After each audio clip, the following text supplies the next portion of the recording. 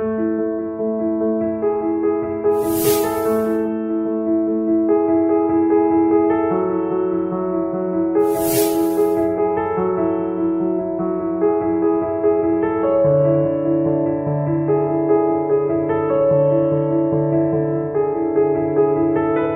to ask Professor Strauss to say a few words now about eating disorders and the treatment for that.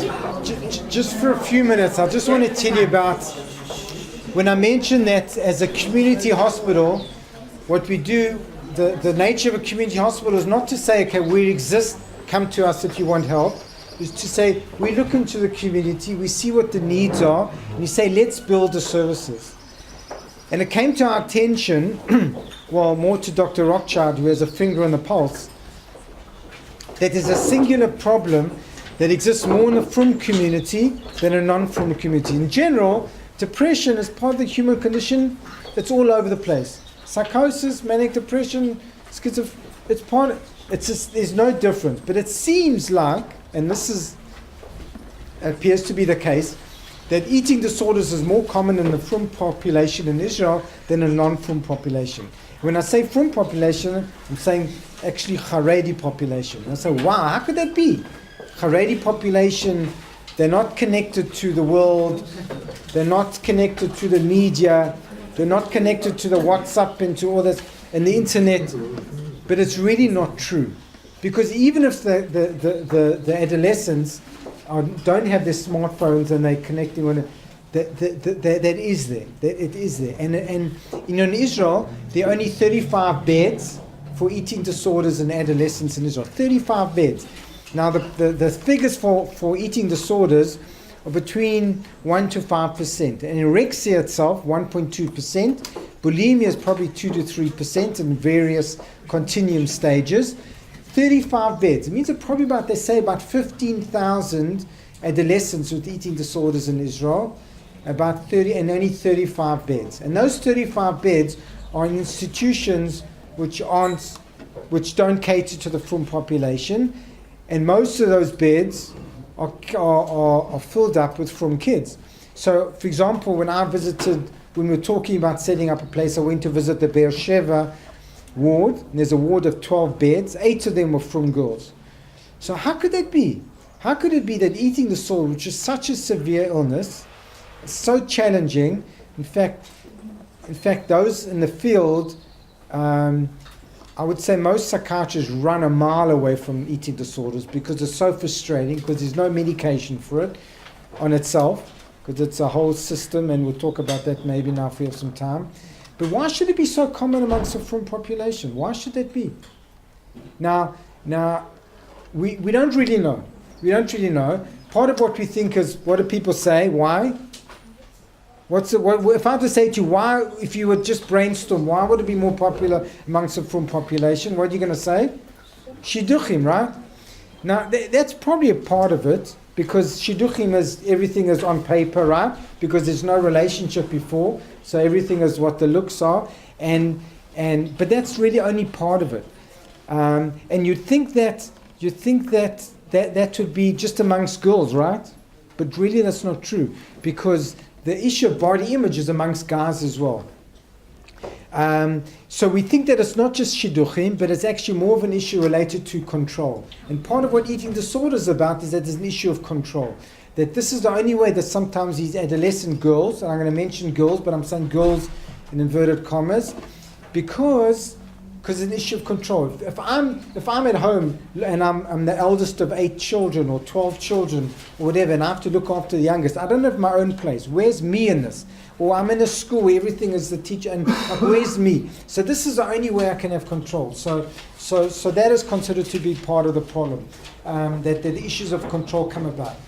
And I mentioned girls, right? And this is fascinating, because when I studied psychiatry about 150 years ago, they told me that eating disorder was 100 to 1, 100 girls to 1. And then it changed, and now it went down to about 20 to 1. And that's why it is probably about now. The figure is probably about 20 to 1, 20 girls to each 1 male. In the Frum population in Israel, what are we seeing? It's about 10 to 1, even 6 to 1. In some, about 10. Why should that be? Why should there be? There's still many more girls than boys. I'm talking about adolescents, right? But why should there be so many more boys? And we don't really know. But we think it's probably related to ascetism. And like, in other words, these boys, it's not so much that they want to be thin because that's what society says, I should be thin. But we think it's because, just like Rabbanim say, we need to hold back, for Kedusha, we need to withhold, we need to withdraw, we need to be strong, to not give in to urges and whatever. It's expressed through control over food. And we sing some boys, and it gets missed because of that, because you don't realize it. You think, anorexia and eating disorder just with girls, but it's really not true. We see in the Frum population, the Haredi population, a lot of boys, and they're more difficult to treat. First of all, because they don't get recognized, and second of all, because they're stubborn and hard, and it's very difficult to break that. And when you see people like big tzaddikim, like Rav Steinman, Zal, who, and I'm not saying Zatzal because he refused to be called a tzaddik, but he was a man who had unbelievable control over himself, and he held back, and he said evils of the world today are sugar and oil, and the kids hear this, and it's not so much that, but the fact that he was a person of extremely high spiritual and control over worldly issues, and he was an incredible madrega. So the youth look up to tzaddikim like him and to say, wow, I aspire to be like that. So we're seeing a lot of boys with it as well. But what's the most tragic problem among eating disorders amongst the Frum population? Not so much that it exists, because that's in itself is a major problem, but because there's no way to manage it in terms of a cultural sensitive way. And this is something I'm going to tell you now, which of all the things that I've come across in my almost 2 years that I've been at Manei Yeshua since we set up, it's probably the most difficult thing to experience and to see and to hear. And this is as follows. I've come across on several occasions parents who say to me, I don't want my child with eating disorders to go get treatment. I'd rather that they stay at home, and the 10 to 20% risk of them dying at home. Why? Because if my child goes to one of the non-Frum treatment programs, and none of the programs exist for treatment, there are no Frum programs, every single one of them just about leave Yiddishkeit. Now, why is that? Why should a 16-year-old adolescent Haredi girl go get treatment in one of the eating disorders? Why should she leave Yiddishkeit? Well, we don't really know, but as part of it is that they encourage the programs to, break loose, challenge where you come from, allow yourself to be, open your minds, and they're exposed to other girls in the program who aren't Frum, and part of it is rebelling, and an issue of, when I mentioned that one of the reasons related to is issue of control, it's so to get rid of all the control where you come from, get rid of the of God and mitzvot and Yirat Shamayim controlling your life, and we're saying it doesn't have to be like that. So even though obviously I don't agree with the parent who says rather let my child stay at home because of issues of Gilui Arayot and Avodah Zarah, leaving Yiddishkeit, and rather let her stay at home rather than go to these programs, and I know for sure she'll leave Yiddishkeit, and they're really right, they really do leave Yiddishkeit, most of them, almost all of them. There is something to say, it doesn't have to be like that. Being a Frum Jew doesn't mean that I need to, part of my treatment is to let go of my Yiddishkeit. So we're saying, okay, we have this need, we see this massive need. 20% of the population in the year 2025 of Israel are going to be Haredi. I'm not saying Frum, Haredi. And they say it's 40% by the year 2065. That's big. So we're saying, just, we want to be cultural, we want to offer a cultural sensitive eating disorders program, and there's nothing to be ashamed of. It exists amongst us as well. So really we have it in the outpatient department, and the success rate appears to be much higher than in a non-Frum population. Why is that? Let me ask you, why would you think that is? Why do we have more success in our eating disorders in the outpatient? Because that's really what we just started. Why do you think our success rate is higher? Family therapy. Sorry? Well, family therapy is part of it, but once again, other places also have family therapy. We don't really know, but we think it's because Haredi girls and boys have a respect for samchut, authority. So there's something about the authority figure of the treatment figure that actually influences the treatment, and they're more open to it. So our success rates seem to be higher. But that's not enough, because severe cases we can't manage in an outpatient department. You have to have inpatient. Inpatient, there are two types of inpatient. You need refeeding in a pediatric ward, and you need an inpatient psychiatry ward. So we see this big need. So we're saying, okay, we need to open this eating disorders. So that's the plan. As I said, what the hospital does, we look into community, we see the need, and we open. So we open up the day program, we open up the outpatient, we open up the men's ward, we open up the women's ward, and now we have a whole floor which we're waiting to open up the eating disorders unit, and then a child and adolescent unit. There's not a single, listen to this, there's not a single place in Israel when an adolescent from kid can be treated in a separate ward.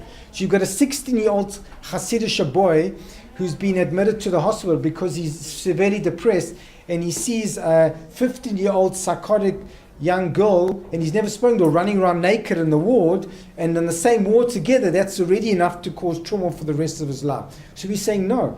There's enough. We need to give treatment in the separate wards for adolescents, and we're going to be the first one to do that in Israel. But eating disorders, the plan is to open up a day program where that will be the core of the treatment, where girls will come in the morning and boys, but separate obviously. In the morning until the evening, that will be the core, and then they'll go home and you deal with the family as well. And then if they need refeeding because they're in severe malnutrition, severe malnourished state, then they get treated in the pediatric ward on the campus of Ma'aner Yeshua.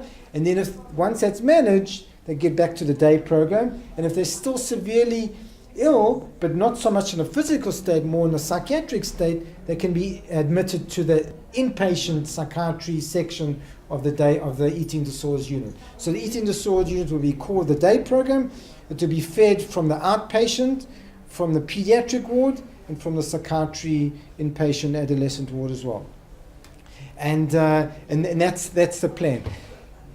The issue is once again adequate staff and training, because it's a very highly specialized aspect of psychiatry management that most people who train as a psychiatry resident are trained in pretty good places. I was not exposed at all to eating disorders. I spent 4 years at Albert Einstein, then I did 2 years at Harvard in pharmacology. Didn't see a single eating disorders patient, not once in all my training. 6 years of training, nothing. I saw my medical student training in South Africa a little bit, but nothing in psychiatry, because it's a very, very difficult and challenging. So you need to get a very, very specialized team and very highly competent to manage this. So that's what we're busy setting up it now. We're about to open. We found someone who's about to head the unit, who's one of the major experts in the country. It's a major focus now in Israel because we're seeing so much of it. I happen to edit the Israel Journal of Psychiatry, and just this week we're publishing a special edition on eating disorders, and then another edition is going to come up in 2 weeks. The issue 1 and 2, dedicated to eating disorders, because it's such a big problem in Israel today, and because services aren't there. And why aren't there services? Why doesn't Israel provide services? Because Israel medical management is very, very high level. But why isn't eating disorders not approached? Because it's so challenging, and because it costs so much money, because you need so much staff. For example, what I plan to do is for each adolescent girls to have a melaveh, have a accompanying, how do you say melaveh? Huh? Accompanying, like a madricha, like a companion. So we're going to hire a companion, a peer, who doesn't have, and you can, not just to have the professional team, but the management will be in the context also of healthy peer connection. And a focus, once again, family therapy. You can't treat eating disorders without family therapy. That's not to say the family is dysfunctional. But the management of eating disorder has to be done within the team of a family. So each member of the family recognizes what their strength is, and they help direct the patient to the road to health.